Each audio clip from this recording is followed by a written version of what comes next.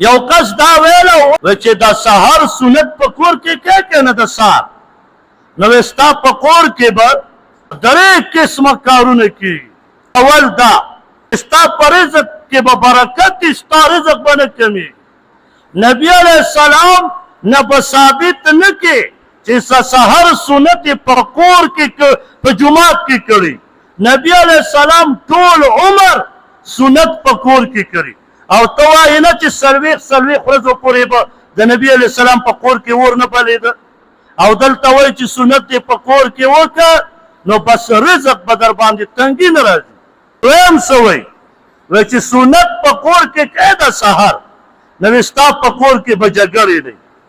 او دریم دا چې د سحر سنت په کور کې کې به د ایمان سره د دنیا نه ځي. او دا درې خبرې په نبي علیه السلام ور وتړې والله که د دې په باره کې یو صحیح روایت شته خو خلک یې وایي بس په معاشره کې عام دي خلک دا سنت چې په کور کې کوي په دې نیت یې کوي چې رزق مې په پراخ دی.